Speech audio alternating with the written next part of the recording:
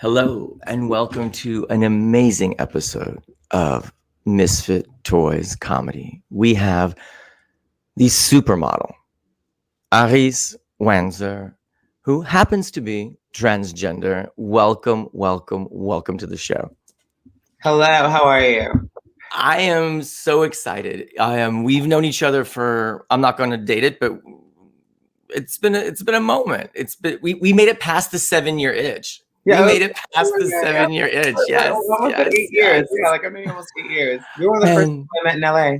And I remember sitting on that lean rosé sofa and we were just talking, and I was like, you were one of the most unapologetically authentic people I have ever met in LA, still to this day.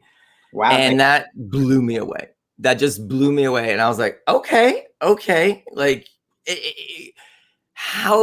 so for those that don't know, you have broken down so many boundaries since you arrived in Los Angeles, arrived on the scene, and just give us a quick rundown of arriving in LA, being unapologetically authentic, and just a little journey in your high heel shoes.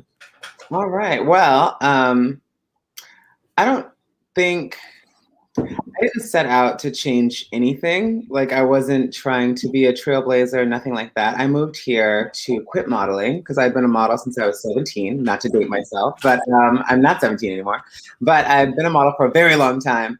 And I just kind of was done. Like I felt used up, burnt out. Like I didn't feel appreciated. I didn't feel like anyone cared about anything I did.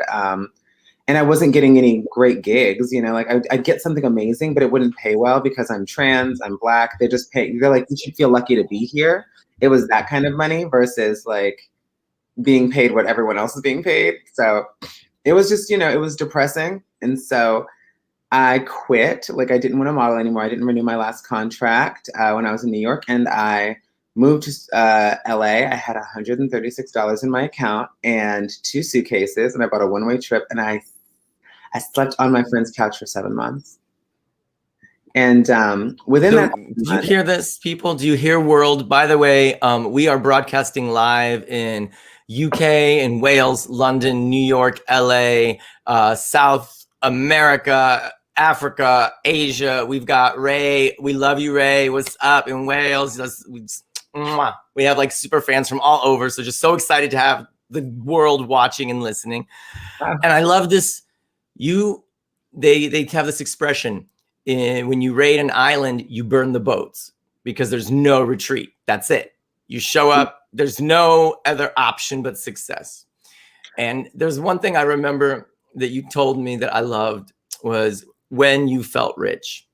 And I remember you were like, I was walking down the street in New York with my Russian boyfriend. And when he got on the phone and was like, "На здоровье, здравствуйте, я хочу вот это," I was like, girl, you could not tell me. There's nothing makes a bitch feel rich than having a Russian mafia mogul on her arm walking down Fifth Avenue. I was like, yes. That to me was everything. I was like, oh my Lord, that was beautiful. That was beautiful. Thank you. There were some factors to it that helped as well. Like he was a model. So he wasn't really a mafia mogul. Everybody, I'm not that connected. Mark, what's up, New Zealand? We love you. New Zealand, fun. No, but and he had this Burberry fur coat. Like there was like this fur-lined Burberry coat as he's yelling at his friend for whatever. And he's like, "We go drink warm vodka now." And I'm like, okay. I'm like, okay. I'm like, I love this. Like, I just felt expensive. That to me was just so like, girl, you know you expensive when you have an oligarch on your side being like, "We're going to go drink vodka." And eat caviar. Yeah. Doesn't matter what they say. Everything's a little bit sexier than Russian. Everything a little bit sexier. They love borscht and warm vodka and what is it? Latkes? Latkes. They love pain. They love truth. They love honesty. They are brutal and honest. We have to move this straw that's poking up. I don't know what's this. Oh, it's my straw. Yeah, either you suck it or put it to this. It's like this. I'll put it to the side. Oh, it's perfect. Like coming to get me. It's an avocado pit straw, everyone. It's like, Totally made of avocado. We start with breakfast and BITCH. What's bizarre, ironic, terrifying, crazy, or hard in life? Do you have it like, A, what's your breakfast? And what do you have to BITCH about? We reclaim the word by spelling it. Well, what is my breakfast literally? I don't eat breakfast. So your breakfast is I usually have sleep for breakfast. Like I have sleep for okay. I sleep right through breakfast. I am a great sleeper. I love sleeping. Breakfast food and all that to me. And so yeah, that's it. And then like if I would have something, it'd probably be like a pressed juice. Oh, no, you one of those liquid diets. I understand that. Oh, absolutely. Oh my goodness. Yeah, completely diuretic. No, but so then what do I have to bitch about? Yeah, what's bizarre, ironic, terrifying, crazy, or hard? Doesn't have to be everything all at once, but is there anything that's okay? How a BITCH moment in your life right now? I'm bitching because Bill Cosby is free before Britney. Look, there are enough black men in prison. But Britney Spears needs to be free first. And what about the 60 women that came forward? Wait, is there a competition? Is it a competition? Oh, because I was literally on this. So this is like, so. Okay, let's talk about it. One of my moguls happens to be black. And my partner's in crime. And we were talking about like, okay, did he serve his time? Was his career and legacy ruined and tarnished? Did he, and can he do any harm out and about? Like, can he do more out and about? Probably. He's a pretty able-bodied person. So you think there should have been more punishment? I just think if you're in for a crime and that's what you were tried for, and you have 60 people coming against you, 60 women. And so I'm just saying, if I was raped by someone, like if I was drugged and raped by someone, I'd be so mad if they got out after like a few months. I don't know how to explain this. And again, we're going to get scandalous now. But if you go over to Kevin Spacey's house to play Scrabble. Mm-hmm. Girl, you know you ain't playing Scrabble. Like, there's no confusion. There's no confusion. You know what, like, you know, if I'm going to go in, if I'm going to go into another metaphor, I'm going to walk into a bird aviary. I'm going to get shit on. There's going to be birds. If I walk into St. Marco's Square in Venice and I'm covered in corn, pigeons are going to come at me. Is it? My thing is, you don't know that unless someone comes publicly forward against it, because none of us knew any of this stuff. And so, like, because we all thought Bill Cosby is like TV's dad, you know? I'm a black person. I watch that shit all the time. And so when I was a kid, not anymore, obviously, I think they took it off the air, but like no syndication for Cosby's. No. So I definitely, if a woman goes to his house, like, so if a woman goes to his house and they don't know about 60 other women, like getting drugged and then raped, because the thing is, if they go over there, maybe their intention was to sleep with Bill Cosby, but they probably didn't want to be drugged. Or were they like, I gotta sleep with Bill Cosby. Which drug can I do to make this actually like doable? I don't think so. I don't think that went down. I don't think that went down. No, and I do not by any means condone any type of misogyny, any type of inappropriate, unwarranted, unwanted, physical, anything at all, ever, not even remotely. One of the reasons we started Misfit Toys Comedy is in the comedy world, I don't know of one female comedian, entertainer that has not been raped, abused, assaulted, going to an open mic, at a club, in the green room. Not one. It is one of the most dangerous careers for a woman, especially coming as a single woman. And the stories after we've hosted so many artists pre-pandemic, because when you can go to an open mic virtually, and it's very hard to, you know, you can't, it's hard to assault someone physically virtually via a computer, but you can. Mm-hmm. Not a single artist was able to say, no, every single one was molested, groped, someone tried to rape them on the way back to the car, in the grid, like not one. Okay, but did they deserve that? Because they no. So what I was going to say, I have a question. No, it's just to start the space and the thing that, number one, it's not okay. Number two, the conversation that how challenging, how difficult, how dangerous it is to be a woman in entertainment, let alone a woman in comedy. And now I would love to ask you a question. Have you been in danger? Has it been challenging not only to be a woman, but a Black woman who happens to be transgender and crazy hot? I've absolutely been sexually harassed by, or touched inappropriately by photographers. Absolutely. When I was a much younger model, not now. Like you shot with Patrick. Demarchelier. Demarchelier, see? Yeah. She's like, yeah. You know, that I love really that. Nice. He was really nice. He didn't come within 6 feet of any of us. I love that. Like, yeah. That to me was everything. That the Devil Wears Prada. Like, oh, just get Patrick. And like, you're like, oh yeah, I just shot with Demarchelier. Yeah. What was it like to shoot with him? Okay, well, what happier subject. I think that was one of the weird parts of the Devil Wears Prada, is because like they're pretending to call this person, and I know exactly what his studio and office looked like front to back, because I was there for 2 days. I think we shot for 2 days, but he was really nice. He had this older woman working the front desk. I'm sure they've been friends for like 100 years, and it was like a party upstairs, and he didn't really show up until the end of it. And he shows up, and you're like, hi, and he's got his chairs. They all say Patrick Demarchelier on the back. You know, his like director's chairs. And he was really nice, gave really great direction, was super complimentary, like just had nothing but nice things to say about me. And yeah, it was a lot of fun. It was a wild experience, because it was something I didn't expect to do ever in my lifetime. That's an iconic moment.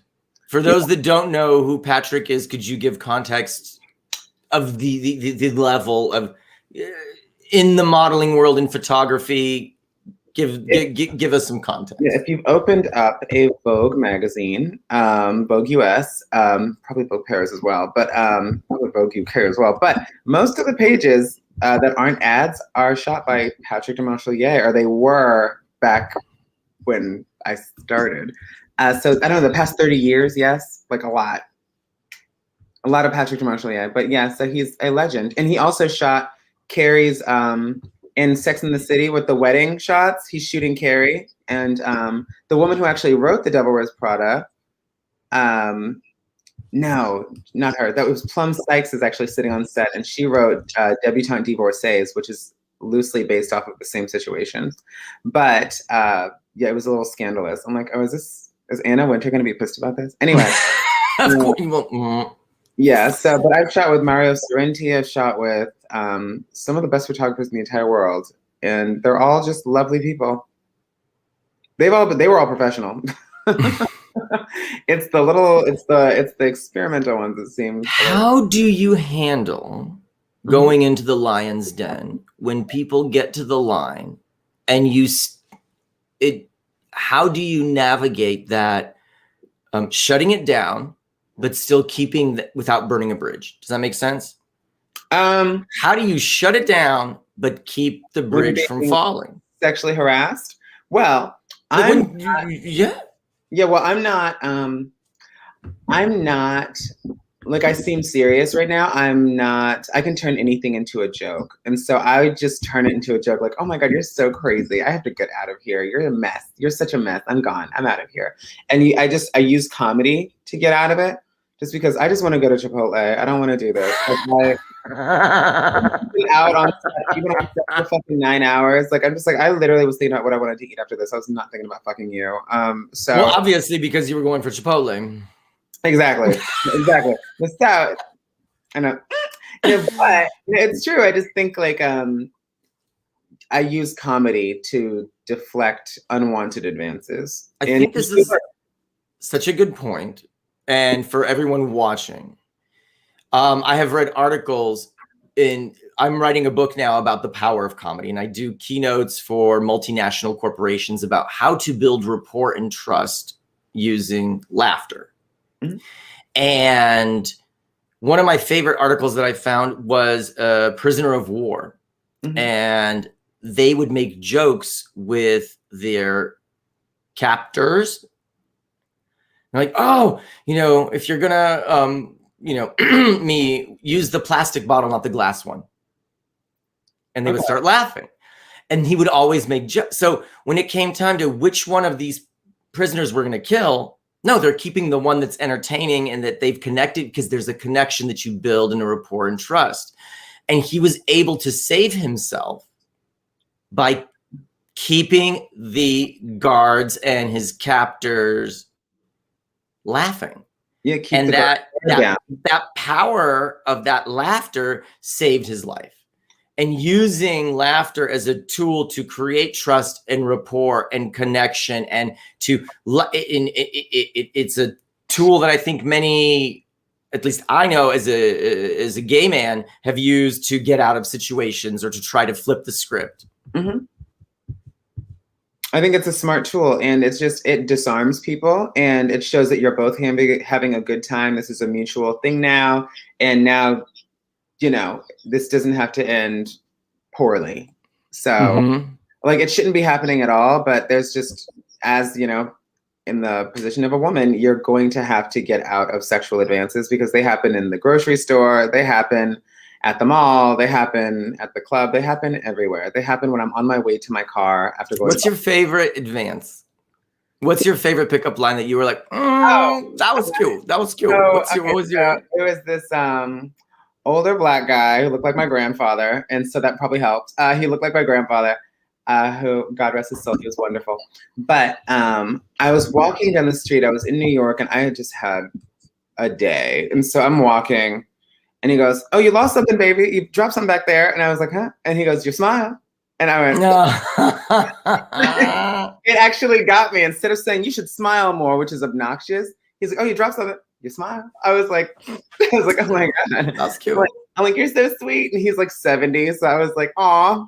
Yeah. So it wasn't really a pickup. It was like, everything's going to be all right. But it picked me up. So I love it. I love it. So you come with a suitcase, a couple bucks, a dream. My dream was over. My dream was to start dating surfers and work at Starbucks. I wanted to just be a normal person. So your dream has been to be a normal person, not a supermodel. It was. Okay, so but I think it's kind of like it's like a practice of letting go. And so you want something, you work for something, you want it, you work, and then you're like, all right, maybe this isn't for me. And then you let it go, and then it comes back to you tenfold. And so that's what I think happened. Oh, true. Yeah, just because like you go looking, you don't find it. You go to sleep for a while, it's right on you. So, that's kind of what happened, because I think I was 2 months into my LA couch situation where I was just looking for jobs at different Starbucks, different coffee houses. And I met my now agent. He's still my agent at Slay Model Management. And it was during an interview, because I was a writer at the time for Original Plumbing magazine and a bunch of other magazines doing freelance writing. Did you just say Original Plumbing? Oh yeah, it's an all trans magazine. And I thought that was like some kind of like Home Depot situation. I was like, what? Is this like part of like the Time Life series of like build your own? Like, I was like, plumbing, what? Yeah, no, I was there, Carrie Bradshaw, so I wrote a dating column about my dating experience as a trans woman of color, and it was really funny. But yeah, I was writing for them. Oh, my agent had just produced a film called What's the Tea? I think it's available on Amazon Prime now. What's the tea? Yeah, I'll drop it in the comments. What's the tea? Oh yeah, is it with a TT or like with the letter T? Yeah. Okay. Because it follows like all these transgender women in San Francisco and their lives. Anyway, so my agent is an Asian gay man, and he wrote to me and said, "I love your column for Original Plumbing. And he said, I want you to do my first interview for this movie I'm releasing on Hulu, because it was on Hulu at the time. I said, okay, sure. And it was, I think, my first interview I'd ever done. And at the end of brunch, we had a whole brunch together at Tarte on Fairfax. And so every time I pass that place, I think of how it changed my whole trajectory.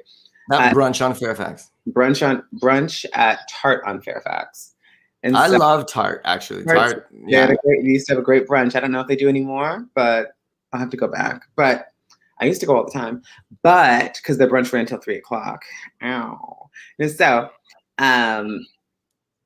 we were there, and at the end of the brunch, he was just like, why aren't you modeling? And I never told him I was a model. And so I said, oh no, I quit. I'm done. I don't want to do that anymore. He goes, well, what if I could get you signed to an agency? And he got me signed to his friend's agency in Thailand. And then he was producing a show, and he was like, I'm going to produce a show about this agency. And then he was like, actually, I'm going to run an agency. And then he started the agency. Like, I was on the phone with him when he was driving to Sacramento to register at the Better Business Bureau. And we were coming up with names for the agency. And so I'm the first Slay model. And now we just had our second Slay model search competition. And it's been open for 6 years. That's amazing. That is amazing. There's these, I always tell people, life is built in moments, not minutes. Mm-hmm. And the moments are those, there's 3 moments in life: the transitions, the highs, and the lows. Yeah. And those are the things that resonate. And you have these moments that, like that, you transitioned into a different world. You moved into a different, boom. And that builds an epic dynamic life. Are these transitions, the highs, and of course we try to mitigate the lows. Mm-hmm. But you remember, most people graduating, the first day of college, those moments of transition. And being transgender, there are a lot of transitions. So your life, probably compared to most people, has so many peaks and moments and epic, just it's like a Zohar, which is the Kabbalistic Encyclopedia Britannica. Like, it's probably, am I wrong? Am I right? That it's that you feel that your life is full I don't of know like anything about Zohar. Yeah, Zohar is just like a big old Kabbalistic book. There's just a lot of volumes. It's like the Encyclopedia Britannica. Like, there's a lot. Yeah, I remember. I'm instinctively, your life has a lot of moments of change and gravitas. What were some of, in addition to the brunch, what were some of the other top 3 epic moments in your life's journey? I remember when my show came out and they flew us out for the premiere to New York. It was a show called Strut on Oxygen. Mm-hmm. We're on 9 billboards in Times Square. And so you could stand in the middle of Times Square and I could see myself on 9 billboards. And I just thought, wow, I made it. Like, I did it. I did it. Like, I left New York broke, annoyed, sad. And then I returned. My return was my first time back to New York since. I returned and I'm on 9 billboards and I have a show on TV. And so I thought, wow, okay. Like, all right. And then we had dinner at Whoopi Goldberg's house that night. So I was just like, don't forget to say yes to some things, kids, because I taught, like, was Cecilio, I thought he was blowing smoke up my ass. He's like, what if I could make you a model again? I was like, oh yeah, whatever, LA person. Anyway, I was like, whatever, dude. I was like, I'm past my prime. I'm exhausted. I don't want to play this shit anymore. And he really made it happen for me. So it echoes RuPaul. So many, like, when RuPaul left New York and then was asked to come back, and she came back even strong. And that's when there's this moment where you let it go. And then there's that homecoming on your terms must feel so good. It is a different feeling, just because, like, again, like, I left very defeated. Like, I just thought, I was so disappointed. Like, I was just so disappointed in the city, because I'm like, May I ask how old you were at the time, just to give context to others that may be watching?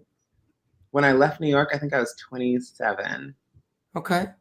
So you were late 20s, about to go through your Saturn return, feeling defeated. Yeah, I came back at my Saturn return, and honey, everything came back. When I was reading up on Saturn return, it was right around that time because everyone kept saying, "Oh, it's your Saturn return birthday," and I was, and my show was on TV. I was like, I had Whoopi Goldberg's number in my phone. Like, you know what I mean? Like, these things were big deals that I never saw coming because these weren't dreams of mine. I just didn't think, like, I wanted to be a big time model. I didn't think television. I didn't think, I didn't know where it could go. And so Hollywood really guided me in the right direction. And I met some really great, wonderful people. And I've been this way ever since. Like, I'm not dating surfers and working at Starbucks. Yeah, I'm literally working. Like, I'm just working. What would you tell younger Arisce, going back 10 years, you know, like what would you tell the younger Arisce? I would say, do not second guess your instincts because you're always right. Because That gut. I've always been right about what my gut is telling me. When did you not listen to it and it bit you? One time I had to trust someone that represented me to do the right thing in relaying a message, and they did not do that, and I lost the gig. Mm-hmm. Whereas I should have just done it myself. Like, so sticking to that gut, really listening, tuning out the noise to really listen to that inner voice, that inner whisper. Yep, listen to the whisper because it could really fuck you over. They are vicious. LA can be vicious. Like it can be a definite challenge. I think everywhere, because I've lived in DC, I've lived in Miami, I've lived in Los Angeles. DC, baby. Where'd you live in DC? I know I'm from Woodbridge, Virginia. So I say I'm from DC because it's 20 minutes away. So okay, no. I'm like U Street, Cordoza, like Malcolm X Park, like what's like Columbia Heights. I don't know. Woodbridge is not. No, I worked at a gay strip club in DC. It was called Girl, Wet. which one? Wet in Southeast DC. Oh my lord! Oh my lord! 18 years old. We have a moment. So for those of you who don't know, Wet was like this. Now there's a baseball stadium, but it was this. I know. U-shaped. There was a U-shaped bar, and then there was like a shower at the end, and then these like poles, and the thing. It was like a horseshoe with this. And I went there for the first time, and my boyfriend at the time told me, I'm not gonna say. I was gonna say, working. I was studying at Georgetown University on scholarship at the time. Oh, work. And my boyfriend, and I've never been to a strip club before. And I was like, these boys ain't nothing. I'm like, I could do this. Get up, do it. And he forbade me.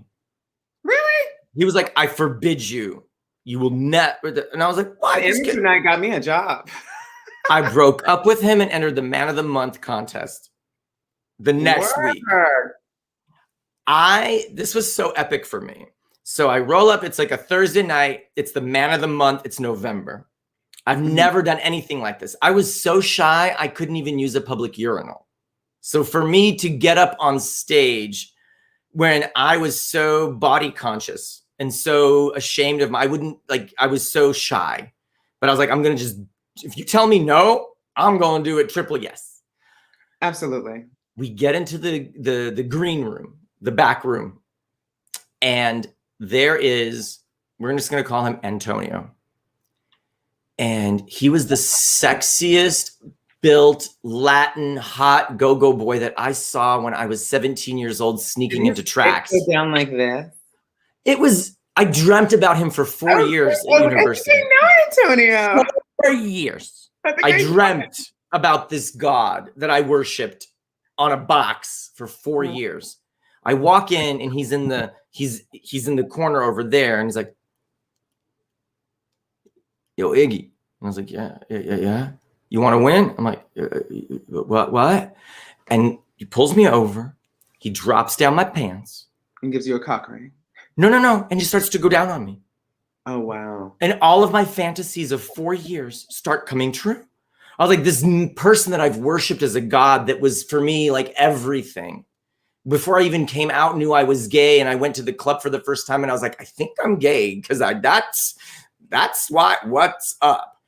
And I couldn't believe what was happening. And this was just like, and then all of a sudden, and next up, and this door opens and he just pushes me out on stage. And I'm like, with my socks on there. Hard as a rock. Won hands down. I won my rent, my insurance, my car payment, my books for that. Like, it was ridiculous. I bought a lot of Versace. Ridiculous. I was like, this is amazing. This is amazing. I'd be a stripper again tomorrow. Okay.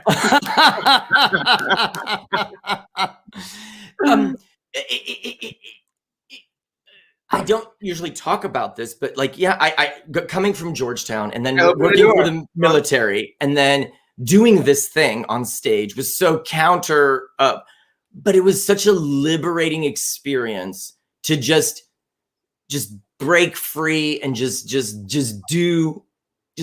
be yourself and own your sexuality.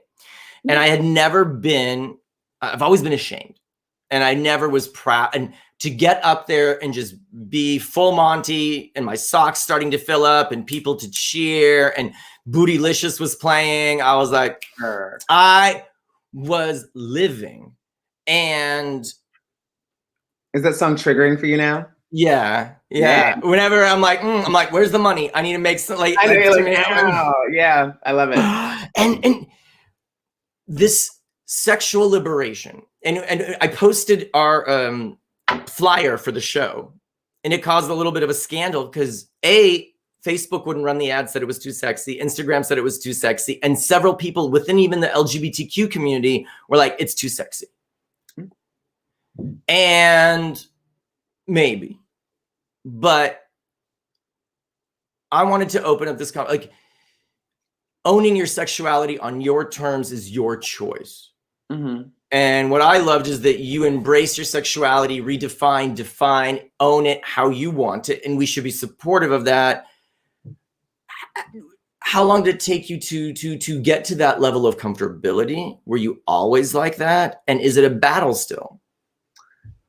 I'm really good at compartmentalizing. And so if I so I was a virgin when I worked there. Like, I had never had sex before. I don't know if I'd even touched a man, but so I started working there because I remember I was on a cheerleading squad in high school, and cheerleader, a male cheerleader, walks in. He always has like a new Burberry bag, a new Gucci shoe.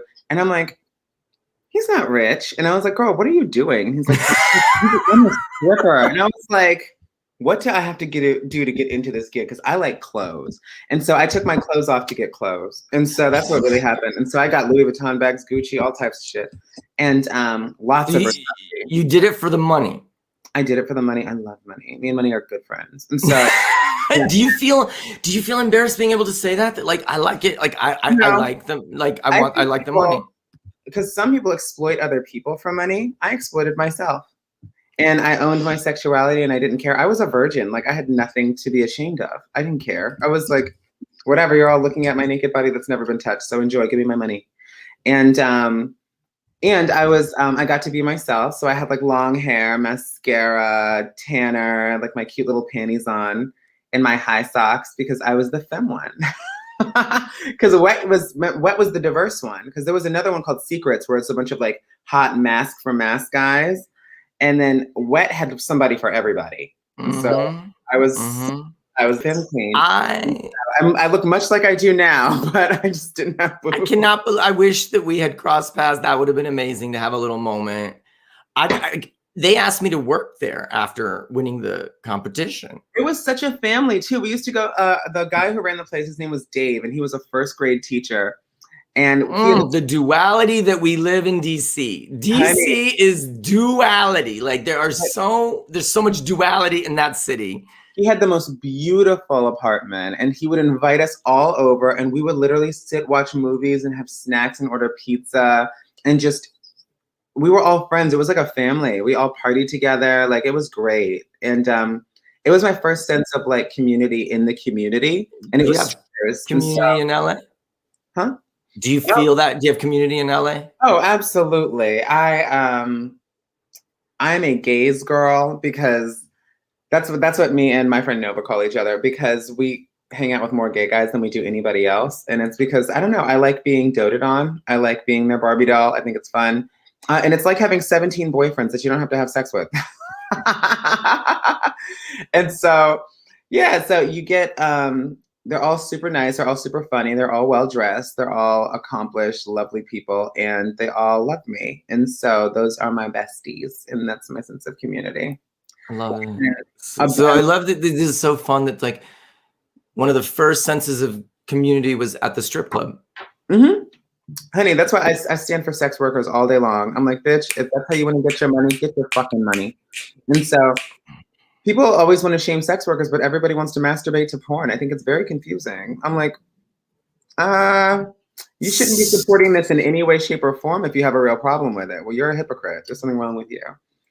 And if someone's choosing to do that, they should be able to do whatever they want. And so, yeah, I stand for a lot of liberal ass shit. That's me. No. But I think this is interesting. It's like, if we were able to legalize and protect the way they do in the Netherlands, for instance, there are government paid sex workers that go into hospitals and cuddle, provide intimacy, and it's a government funded program because as humans, we need that physical touch and connection. And that's actually a service that's provided where they bring sex workers into hospitals to sleep with. Sometimes they're not able to because of physical conditions, etc. But that's actually a publicly funded sex worker program to help people and those who actually participate in the program recover faster and have I'm like, I would rather take a pill or take a beautiful person who, like, that to me is so mind-blowing how progressive that culture is. And that just reminded me of that. Yeah, it reminds me of like physical health is so closely tied to mental health. And so when you're given a pill, you're being manipulated chemically and it's going to have side effects, versus it kind of shows like this whole living in a simulation thing whereas if you simulate sexual acts, simulate intimacy, simulate all that stuff, it's going to arise. The same serotonin, the same feel-good chemicals are going to come over your body that would have been given you with a pill with no side effects, except that you know that this person probably isn't really in love with you. I'd hope you know that. A lot of guys at the strip club do not know that. They're like, well, yeah. I was speaking about this earlier. Europeans come from, how many eons of kings, queens, royalty. The word is English is not my first language, by the way. What's your first language? Russian. Russian. No, I was born near Chernobyl, and I grew up in communist Russia, so I speak Russian, and then I learned English, and then French, and then Spanish. But so English is still not my first language, so I'm trying to figure it out sometimes. Yeah, I just watched the series Chernobyl. Terrifying. I lived that terrifying nonsense. It was just, oh my Lord. But it's terrifying. So in Europe, because of the feudal, royal, king, queen system, partnership, passion, and love are separate. Interesting. Kings and queens, people marry for contracts. It's a business situation. Marriage is still a contract. And passion and love are tertiary. And it's almost that love and marrying for love was a luxury for the people, but not for nobles, the ruling class, because they couldn't. Yeah. And let's see what Ray has. Let's see what Ray is saying. Can you imagine proposing that as a yes, Arizona needs a sex worker in the yes. Nothing helps you get over COVID than But the mentality in Europe and I've been watching Call My Agent, 10%, that French show about the agents in Paris. The way that the French see love, the way that the French, it's like the mistress is welcome. They understand that to be a king, to have a very dynamic life, a president, a mogul, etc. That's a lot of needs that cannot be met by one person. And they have a certain understanding. What are your thoughts on that? Do you believe in monogamy? Do you believe in I don't think that we're naturally monogamous. plurality? I think we're not naturally monogamous creatures. I think a lot of societal norms have forced us into wanting to possess other people. And that's kind of where marriage comes into play, because it used to just be so a man could own a woman. So I don't know how long monogamy is going to last in this new age of just the gray area that is sexuality, the gray area that is gender, the gray area that is the spectrum of love, you know, because there are different types of love. You're never going to get the same love from two people. And so you can chase and chase and chase one person, but this person loves you the most. And that's the love you don't have to chase. And so I think people are going to be open to a lot more different experiences in the future. And if monogamy is part of that, I will be very surprised. But I think we're moving into an era where marriage is dying out. Hell, kids are dying out. People are not even having kids because everything costs too fucking much.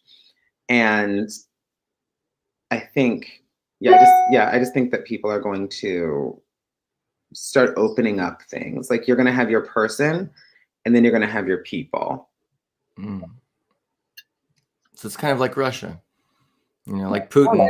You know, he has his boys on the dacha. Everybody knows that he goes to the little summer house, and it's very European. It's just like, go to the summer house, girl. Because oh my gosh, I'm gonna get in big trouble. But like, girl, everybody knows. Like, it's like, stop. Like, but it's not. See, this is the thing. Why does it need a label? Why does it need a label? And this is where I come, like, I sometimes have to define myself for other people because I love women and I think women are gorgeous and delicious and amazing. They're just market price, which is too expensive for me. Like, it's just to treat a queen the way that a queen needs to be treated. I realized early, I would rather have a 401k. I'm going to learn to suck a bag of dicks. Like, I just have to, it's to treat a woman the way that she truly needs to be treated. And as but in the gay world, it's hard for people to hear that word bisexual. It's hard for them to hear pansexual. A lot of people need 0-1 binary, black and white. And I love the fact that you were mentioning that, yes, as we move forward, this gray of being able to, but sometimes do you find that you have to define yourself in a more basic distilled way for people so that that you're more palatable? I do it when necessary and for understanding purposes, just so that people know the difference between me and her, because I think we're moving into an extreme time of individualism where everyone's just completely different. Like, trends are done. Like, sexuality, it's going to be null and void just because, like, they're fully burning down churches in Canada right now. So I'm saying something's changing. Something big is changing in the world. And I think Gen Z and beyond, like, these kids are moving us in a different direction, which is good, because this direction we were going was not good. It wasn't working. The divorce rates are higher as hell. I think, like, so many people are miserable with their partners. So many people are miserable with what society told them they wanted after they followed the formula of the American dream, and they're miserable.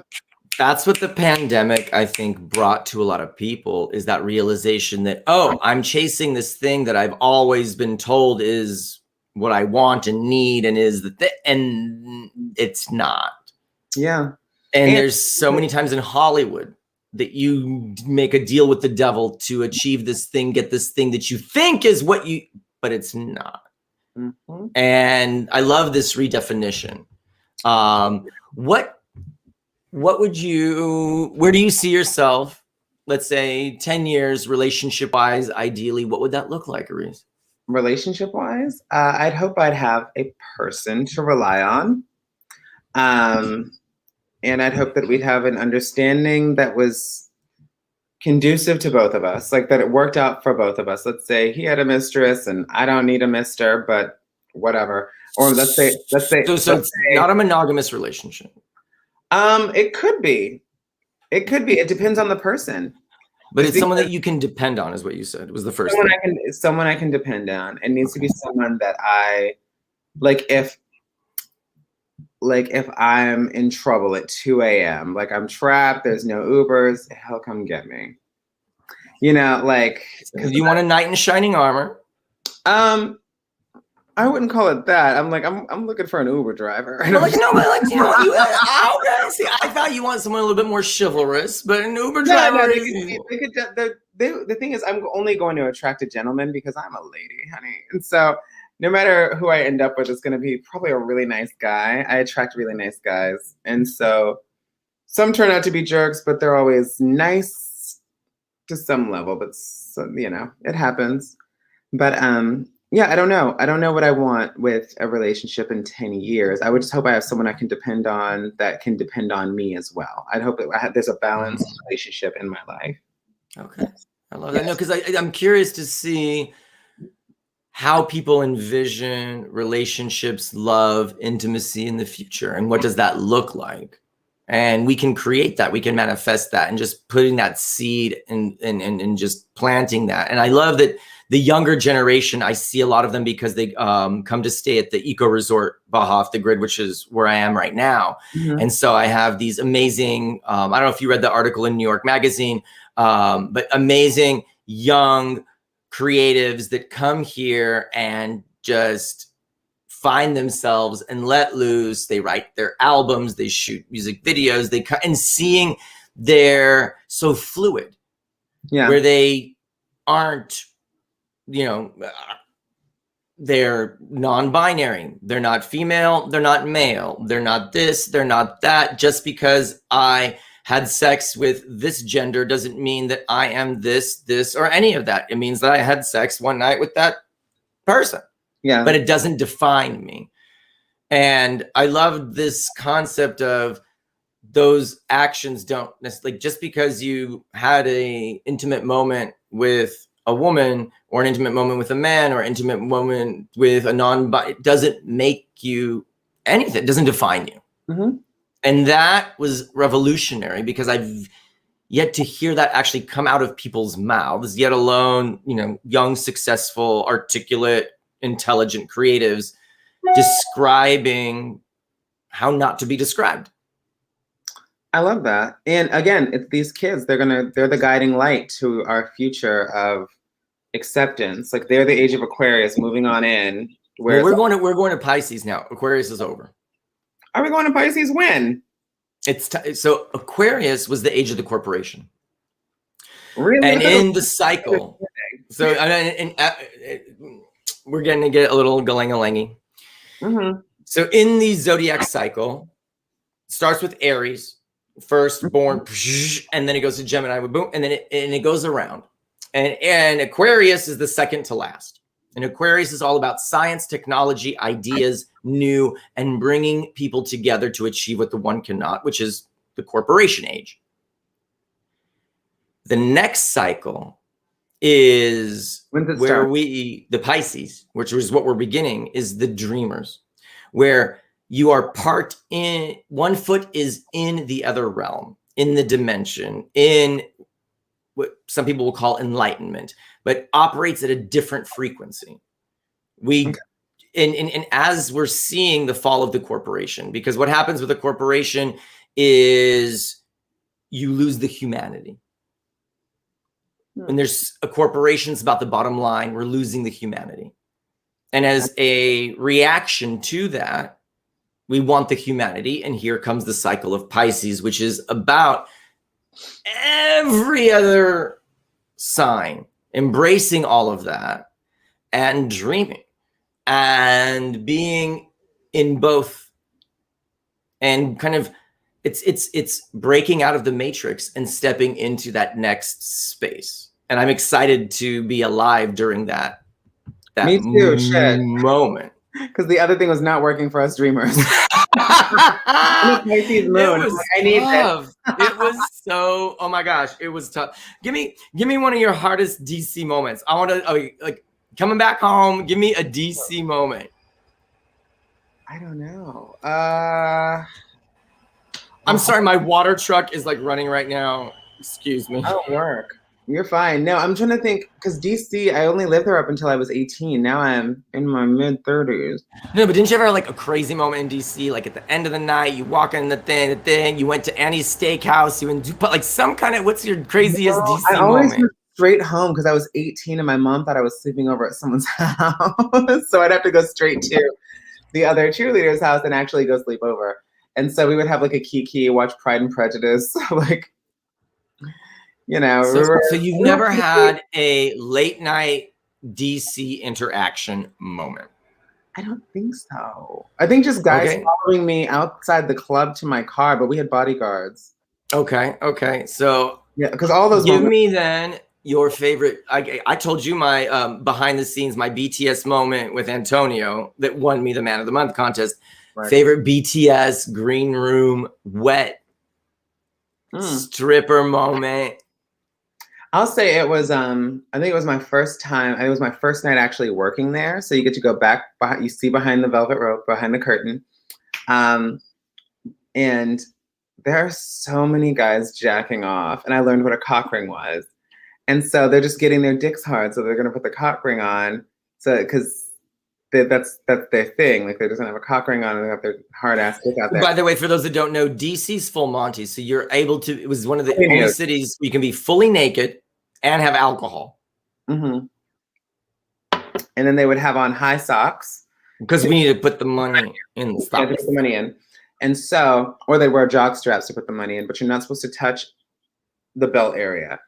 So I just remember going back there and I'd never, again, I was a virgin. I don't think I'd ever seen a man doing that, like that in person. Like, I was like, oh my God. And porn was really hard to get in 2000. So what went through your mind?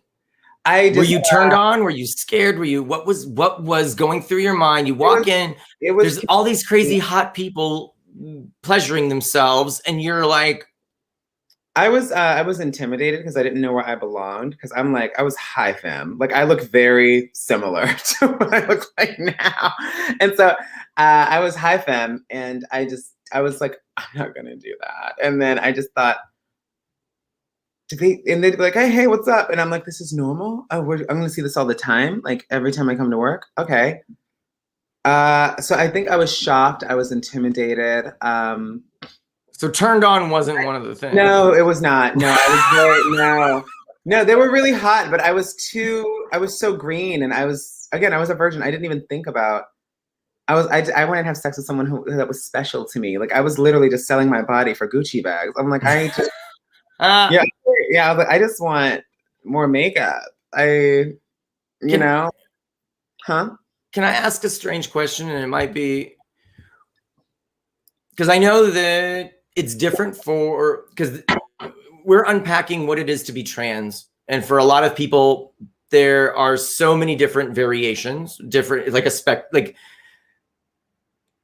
can you unpack for yourself, like, where and what does it, for those that don't know, like post-op or what is the, I don't know. Can you define that for those that are watching, that they can better understand?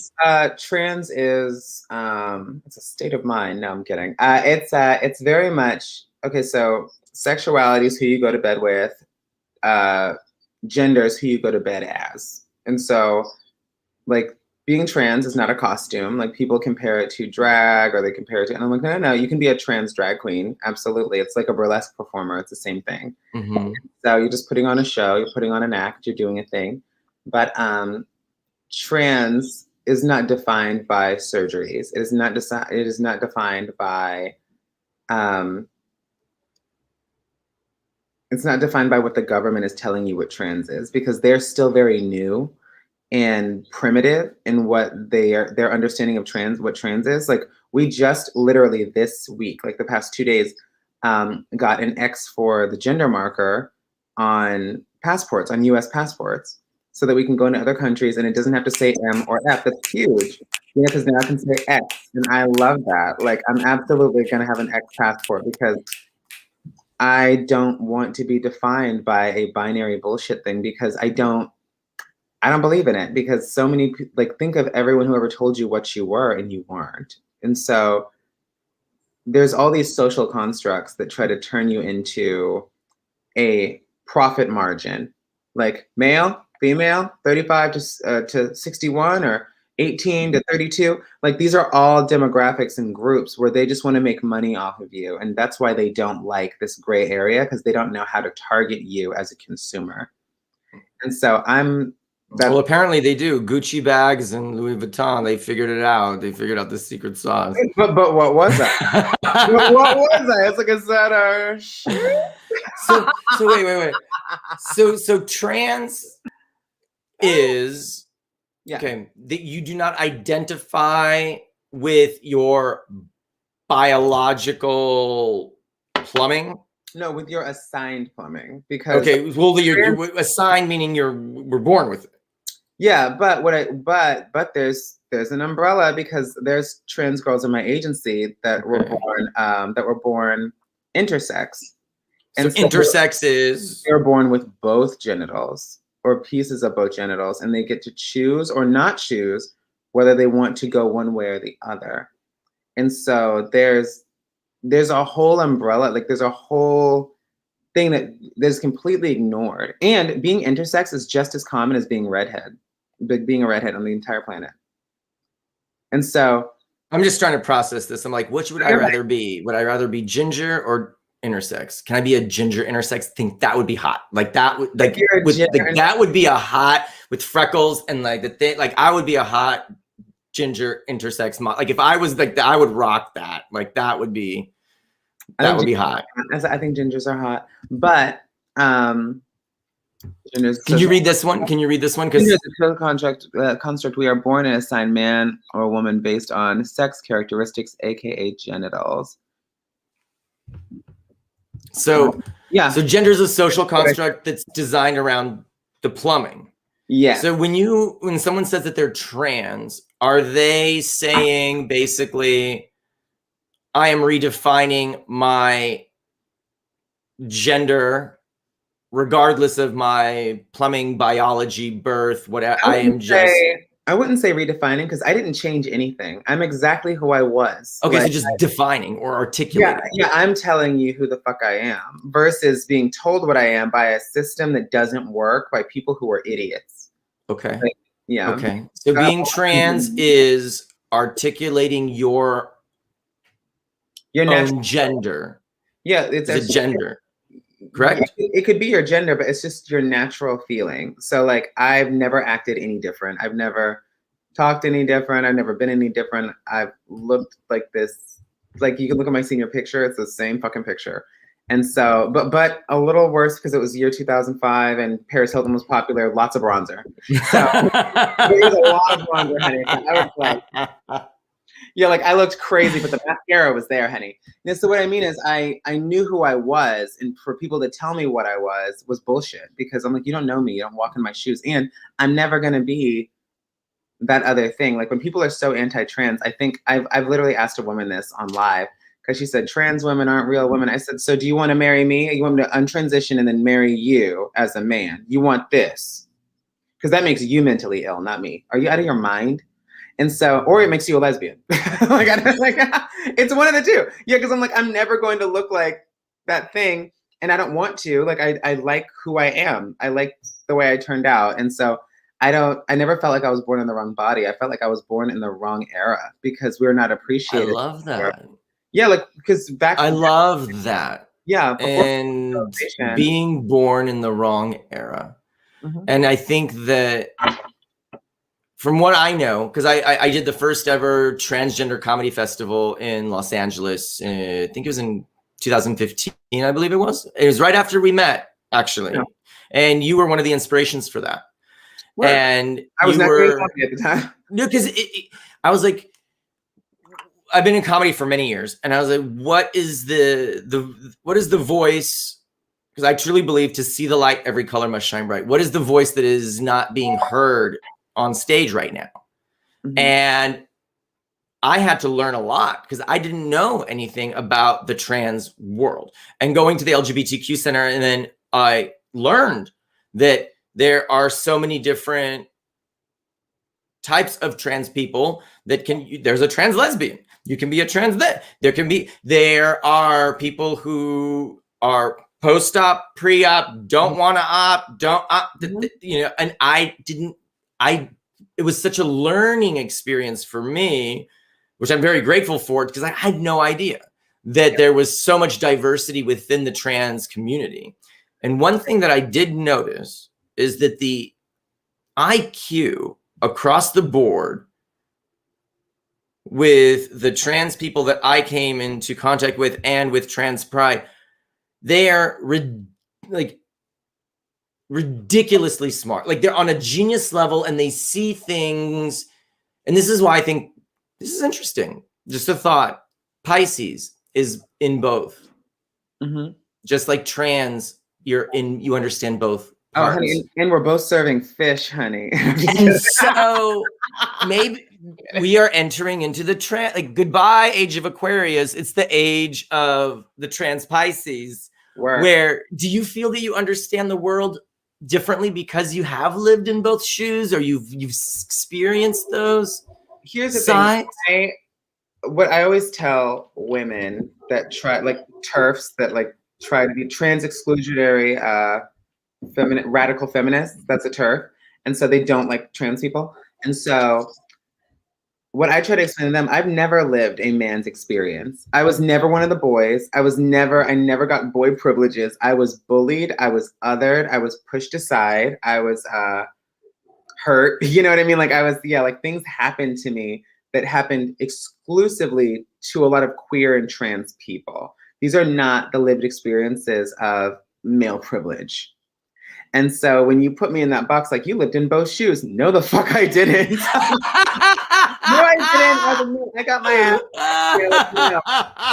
I was tormented. I was not doing well. Yeah, I was not included. I wasn't invited to the sleepover. Nobody was nice to me. So please don't put me in that box, because that's just not the way it went. So don't act like I was the football star in high school and then I'm trans now. No, I was othered the entire fucking time. Because I wasn't enough for anybody. But I usually hung out with girls, and all my best friends growing up were girls. And wait, you were the prom king. I was. Wait. So wait. You're the prom. So don't tell me that you don't like. No. You were the prom king, and now what? Listen. Okay. I got a powder. No, yeah, I was gonna say don't get very twisted. No, I was prom king because I took my power back after coming out. I came out at 16. Wow. So that's when nobody could make fun of me anymore. And so I had my hair long, I dyed my hair blonde, I wore my mascara, I had my lip gloss on, I wore my flare leg jeans from American Eagle and Diesel. Okay, so I was serving female, honey. And so people wanted to vote for me for prom queen. They said they would not let me do it. And so I said, then I want prom king. And so I won because I was like, fuck this. I will ace all of you. And so the football star didn't win. The lacrosse star didn't win. This bitch won. And I looked gorgeous with that crown on. And I wore pink. I would love to see photos. I can't. You gotta share. I have to find them just because that's before cameras were normalized. Oh my gosh. We didn't have them in our phones.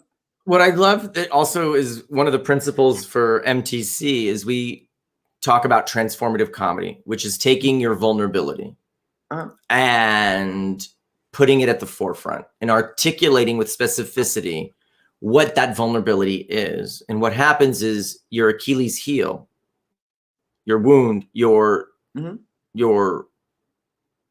Achilles heel turns into your Athenian shield and sword. It becomes your superpower. And did you find when you embraced that vulnerability, you became invincible?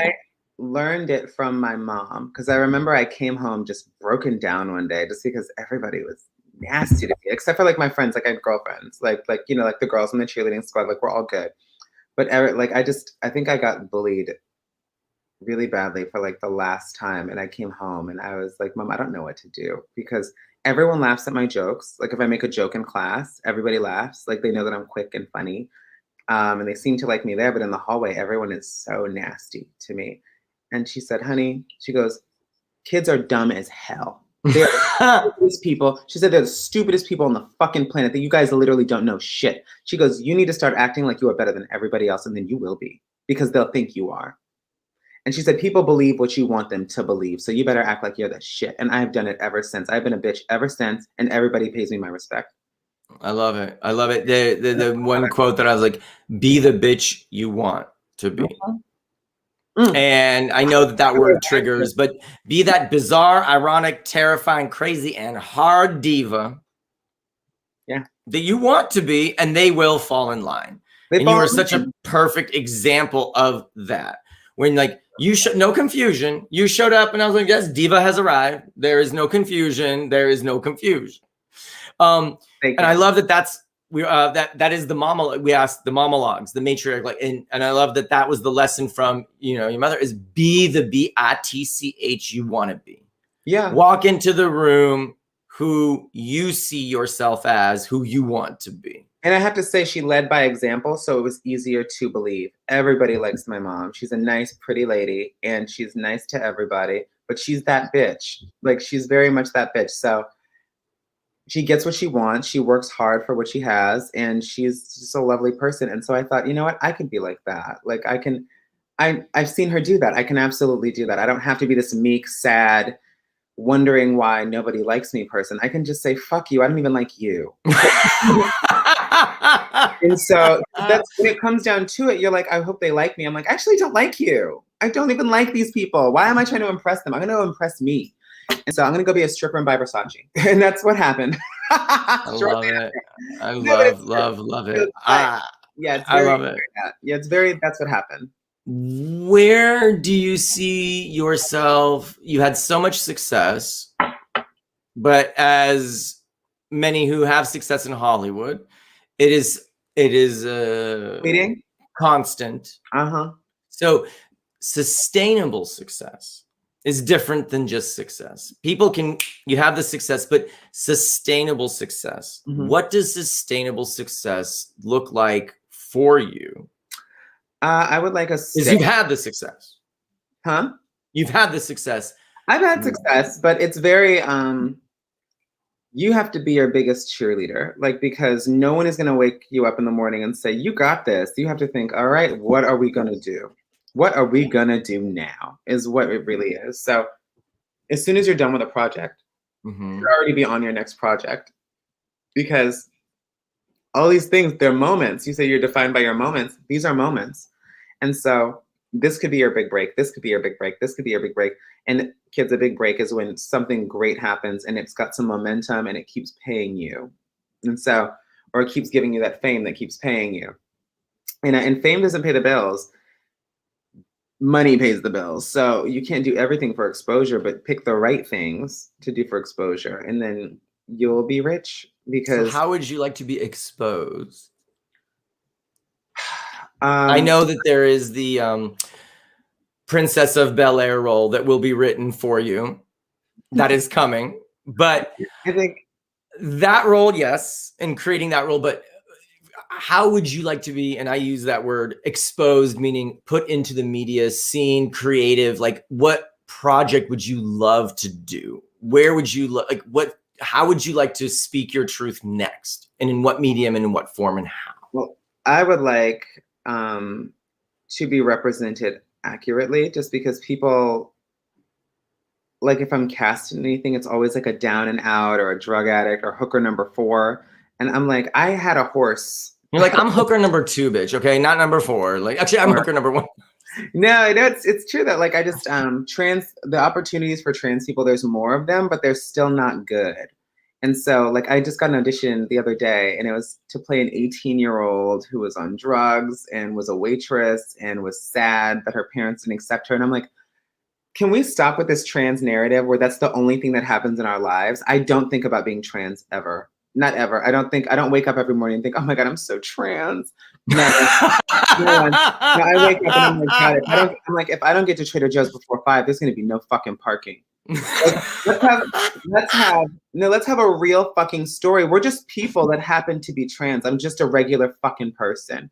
And so, like, let's have a story of, like, it can be a rom-com. It can be where you find love or where you lose love, or where, you know, it's a story about inheritance and one of your parents passed and now you're fighting with your siblings, but one just happens to be trans. It doesn't have anything to do with her being trans. She just is a trans person playing the role. And so I like to move into that arena. What I love is when we were making the flyer and the promos for the show, I purposefully didn't put any trans labels because I didn't, it seems so like, why? And I really wanted to, like, from my understanding, it's like people, and I think the people just want to be seen as people. Yeah. I just want to be seen as a person, whether you're like, and even for me, I don't want to be seen as an immigrant or just a person. Just why do, and I think moving forward for me, yeah, and we talked about that, like, just being hot, being yourself, being fabulous, being that, just being that BITCH and having that role and not having to have that label or moniker moving forward. Yeah. And it's not, I don't reject the moniker. It's just so passe. I'm like, we get it. She's trans. Move on. You know, like, we know. Let's keep it pumping. Is she qualified for the job? Oh, good. Right? Like, oh, good. I'm like, okay, thank God. Can she do the job? Oh, good. Versus, oh, she's trans. I'm like, who cares? Who the fuck cares? Like, so for those that are younger and about to embark on this journey of transformation, okay, what would you tell them? They are watching in Arizona. Hey, Sarah Gabrielle. She transitioned when she was 32, so she's later in life. Work. It's different for every single person. I have trans people in my family that are, you know, and I've seen their.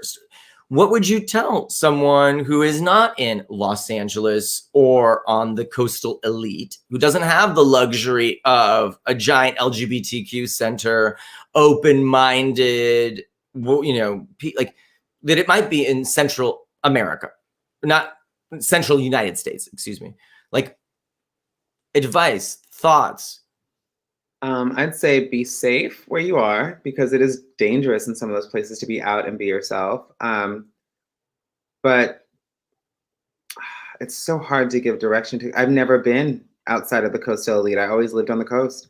And I've always lived in like a major city. And so that's a luxury. Like, that's a luxury for me. And so my advice to them would be, run, get out as fast as you can. No, I'm just kidding. You know, no, that's not funny. It's funny, but RuPaul said the exact same thing in her last, I was gonna say her, but in his last interview, was he grew up in San Diego when it was very Republican and oppressive, and he got out to New York to be himself and surrounded by. So if your surrounding is toxic, and getting out is, and if you have the luxury to do it, and then surround yourself with people that are accepting, embracing, that is a piece.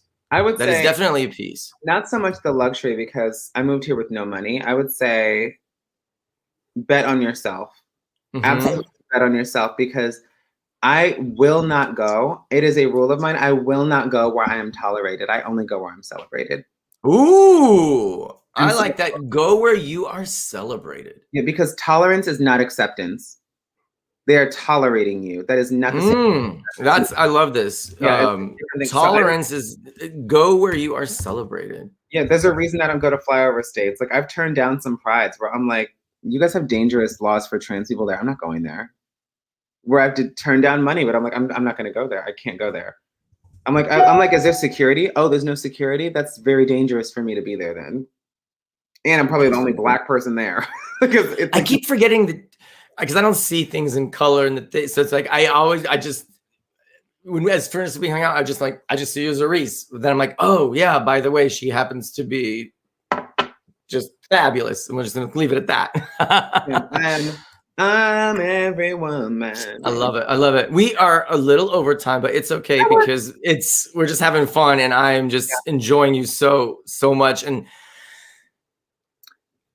this is just so nice to be with someone who is open and is able to articulate what they want, how they see themselves, their journey. Can we get to how is it in the love situation? Is it complicated dating? And if it is or isn't, I don't know, what makes it complicated? The other person. Right. Yeah. No, I think dating is complicated for everyone. So I don't think that's exclusive to trans women. I think it's a shallow pool for us, and who's going to admit that they're attracted to us, because if you're attracted to women, you're attracted to trans women. That's just a fact. If they're presenting as a female, you're going to be attracted to at least one. That's a fact. And so your attraction to me does not change when you find out that I'm trans. Your intention for me does. Ooh, explain that to me now. Unpack that. So maybe you aren't into the whole trans thing, is what they say. That doesn't mean you're not attracted to me anymore. That means your intention for me has changed. And so that means you maybe don't want to sleep with me anymore because you want a born assigned woman at birth. So you see what I mean? I do. Because like I personally am attracted to people. And then the plumbing is tertiary. Yeah. And we just figure it out. And sexuality and sex is so much more than the typical missionary it can be so many other things. Have you, I don't know. All right, so relationship. Are there teachable moments? Are there teachable moments when you go on a date and you're like, okay, this is how this works? Or do people instinctively know? It's funny. I don't date freshmen. So if I'm your first trans person, I won't be your first trans person. So you're not the school teacher. I did that in my 20s. I'm exhausted. Know what you're doing. I'm out of here. And so that doesn't mean know what you're doing in the sense, because everyone likes different things sexually. That's a completely different thing. I mean, if you're going to be afraid, embarrassed, ashamed, feel like you have to hide me, I'm not for any of that. I'm not going to go into your closet because I'm completely out of mine. I am a celebrity where I come from. You are not going to treat me like I am worse than your last girlfriend who works at Arby's. Sorry, Arby's. But you know what I mean? I'm like, no, I'm in Vogue. I don't, no, absolutely not. And so I'm not, no, I won't take that treatment. No, you should be bragging about me. You have a model girlfriend who is like one of the top transgender models in the world. And you should be proud of me. That's all. And so that's why I usually don't date first timers, because they still have a lot of growing to do mentally with that. And they don't know where to place you. And that's fine. I think everyone deserves to grow, blah, blah, blah. I'm not the girl to grow with. Like, you need to know. No, you want a turnkey boyfriend. Yeah, I'm not trying to rebuild a house or rehab or redo or teach. No. Just you need to understand. Okay, yeah, you're not a practice. Don't practice on me. No, exactly. Yeah, I need to. If you meet my friends, I need to meet your friends. If you've been to my house, I should be to your house. Just basic human relationship shit. I'm not a girl to hide. I'm not the one. And so I don't think any girl should be the one, but the world we live in. What do you dress up to go to the grocery store? Yeah, not like I look like this. This is what I look like going to the grocery store. Because you always look fabulous. I love the story of how you showed up at the set and they're like, "Can you just de-glam?" And you're like, "I'm not wearing makeup. I got a side ponytail and some ripped jeans. I cannot de-glam any less than what are you talking about?" I love that you remember. This is like my morning face. I wake up like this and I can't. What do you want me to go to sleep? You want me to go back to bed? I don't know how to de-glam any less. I couldn't believe I remember there's been at least 2 or 3 castings since that happened, the one I'm talking about. And where they're like, so we're gonna scale, they say it, we're gonna scale down the glam a bit. I'm like, I'm not wearing any makeup. And it's like my real hair, and then no, and I'm wearing a tank top and jeans. They're just like, oh. And you just hear them whispering, and I'm like, I'm pretty, you assholes. Like, what did you want? Like, I'm like, do you know how many skin creams I wear a night to look like this? A lot. A lot. I'm gooey when I go to bed. It's disgusting. I'm not pretty when I sleep. I'm pretty when I wake. It's true. I look like a monster going to bed. I look like Swamp Thing. And so I'm just like, honey, this is the glam. This is it. I'm wearing makeup. You have this gravitas that you carry yourself. You have this gravitas. You are uber smart and very articulate. Does it take people off guard when you walk in and they expect you to be? Do you surprise people? People who don't know me and try to cast me, I think they assume I'm going to be stupid. And trans people, you say that you've met some that have this IQ level that seems off the charts. We have never had the luxury of living on autopilot because we have to watch and assume everyone else's mannerisms. So if girls do this and boys do this, I don't want to get beat up anymore. So I have to start doing this so as not to get clocked as a girl. And so I'm trying my best not to act like a girl, like when I was younger. But you're from a very young age, you're learning what right and wrong are, and you know it is wrong to be yourself. You're like, okay, how do I act like him? I don't know how. It doesn't come naturally to me, but I'm going to try. And when you try, it just makes them beat you up worse. Like it's true because they don't believe you. You're not doing it well. And so, you just kind of have to lean into being yourself. And again, I think that's where the smartness of trans people comes from because we can't live on autopilot. We can't just, this is this, that is that. We're like, you've been trained from such a young age to be hyper perceptive. Yes, where you observe and analyze and take in your surroundings like this all day and multiply that times decades. Because most people just kind of float on through. And you've been seeing the world in 4K and taking it in 4K from a very young age. And so you have trained your mind to operate, and your senses are working at crazy speeds. Yeah, constantly. I can see body language so quickly. I can read a room like that. Like if I tell a joke, it doesn't land. I'm like, oops, you guys didn't like that. And that's literally how I change it. Instead of attacking the whoos, and you're like, oh, okay, that was too dark. Okay, moving on. And because I can read the room, I'm like, okay, moving on. We're not going to do that joke anymore. And so when I'm doing stand-up. And so trans people, I think we have a talent of reading the room. I know who likes me, who doesn't. We use our other sense of feeling a person's energy a lot because sinister people, you can clock immediately. I'm like, this person does not have good intentions for me. I'm out. Which is why I don't date freshmen. because your energy is all over the place because you're like, I don't know how I feel about this. Oh, I'm attracted to it, but I don't know how I feel. And oh, I don't know if I can go in public with you. I'm like, I'm out. And for that reason, I am out. Like, I'm not, no, none of it. No.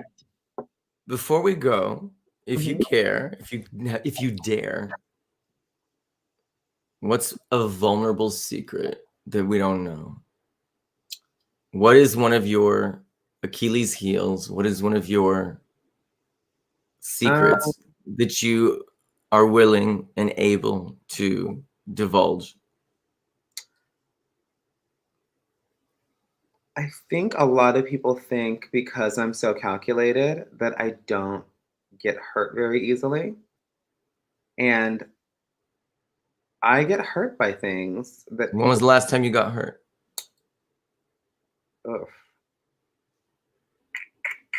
I think I get hurt when people let me down. But give me one moment that just happened recently where you were like, oof, where you didn't expect it. It just kind of.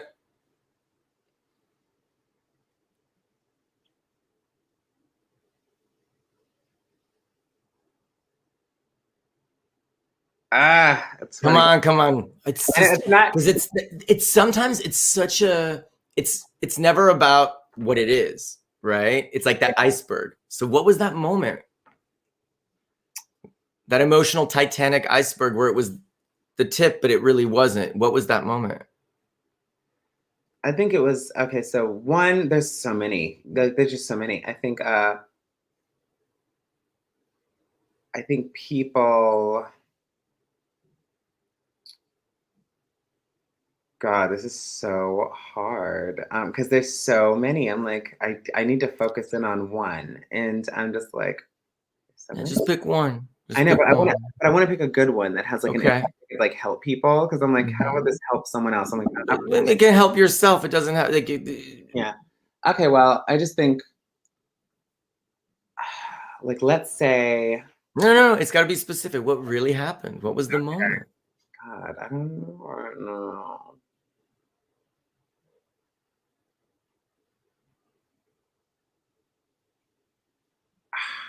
Fuck me. Because I feel like I'm gonna say it. Okay, whatever. So let's. Fuck me. I don't want to say. You can whisper it. Okay, You so can whisper it. something vulnerable about me is that I'm not easily vulnerable, especially publicly, because I like my persona. I like people.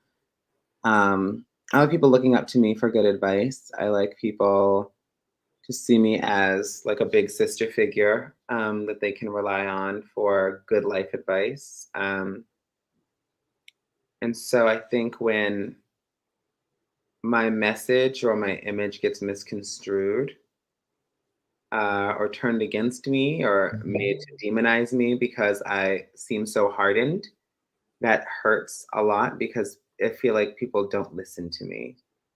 Like, I think a lot of people like the way I look and they think I'm funny and this and that, but they're not actually listening to what I have to say. And it terrifies me because I talk a lot and I always say what I mean.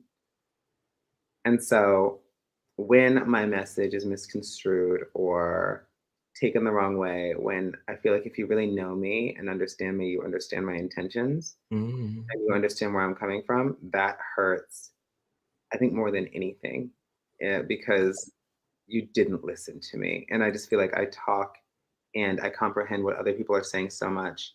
For you not to listen to me, I find it painful.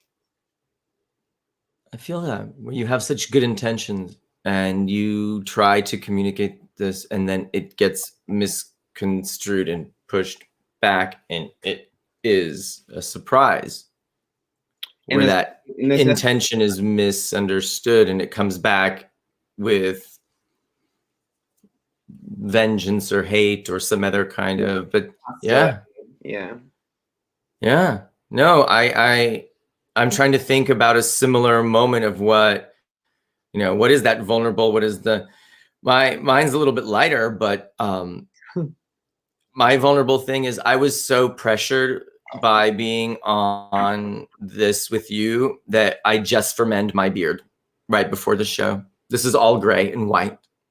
And I literally dyed the beard because I was like, I'm going to be on screen with a reason I gotta dye my beard because I was too embarrassed to like show that I am like white and it's gray and I look like Gandalf. And I was like sitting there just fermenting my beard. I would have loved that.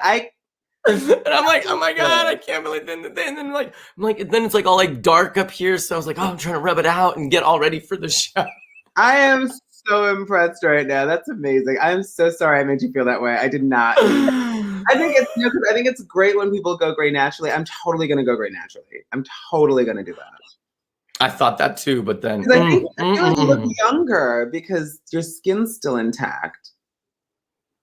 So yeah, but since the pandemic, this all went white, and I was like, well, I'm gonna be with Arisce. I gotta get this on point. I gotta get my hair done. Like I was like, I gotta get on point. I gotta get on point. I honestly, it's so flattering that people feel pressure to be impressive. I don't even think about it. I'm just like, I'm not that impressive. But, oh my goodness. So we've got to go. I would love to hear more about you and comedy. And do you perform? Are you performing? Have you been out and about? Any shows coming up? What is coming up? Let us know. I am going to be gone for a while, filming something that I cannot talk about. And so I'll be gone for a while. You'll notice on my social media because I won't be there. And so I can't talk about that, but then I'm not touring. I'm not doing comedy right now. I quit like mid-pandemic because the Zoom comedy shows were not it for me. Just because I do a lot of crowd work. Like I love the audience. Me and the audience are making love as we speak. Like we are good friends. They always get me. Like I want to be in your audience. I would love to be in your audience. That was fun. But no, so because I flirt with the audience, I have fun. I jump in there, I ask them about their trans experiences. Like, have you ever been with a trans person? Tell me about it. What happened? And so, and I have so much fun with it, and I love the response I get, and I feel like I'm changing hearts, changing minds, changing the world with comedy. Because I'm not like, you need to think this. I'm like, that was fun, wasn't it? Anyway, I love it. So yeah, like I love to have fun with it because as a trans comic, I will lean into that because no one else can say the things I'm saying. And so if I'm going to talk about the prices at Wegmans, like whatever grocery store you've got, if you're going to talk about the prices there, any comic can do that and they can steal your joke. Whereas when I'm doing crowd work and I'm talking about the trans experience and your trans experience and bringing you into mine, you're probably going to vote blue this time around. Because I think that trans woman we saw on stage the other day should have rights. And so that's how you trick people into being on your side. And it's not that I'm tricking them. You trick people. You're seeing me as a human being. You're learning laughter creates unity. Yes. And understanding. And I think that is brilliant. I can't wait to see you on stage. I want to be in your audience. Yeah. I'll be back. Yeah, I'll be back to the stage just because Zoom is not it for me. I was like in the crowd. I did fine on Zoom, but it got boring and I need laughs and I need I love both. Yeah, I love both. I like the energy. So Misfit Toys, we're launching our summer semester in a couple of weeks, and that's going to be exciting. And then we're teaming up with Aiden Park, and we're doing a special Phoenix Rising show and tour August 5th through the 8th, where we're going to be running workshops online and in Phoenix, and then taking people and putting them up on stage with other professional LGBTQ comedians August 5th through the 8th. So I'm super excited to empower and hear some new stories, especially Native stories. I have yet to hear LGBTQ Native American stories, and I'm super excited to hear their truths.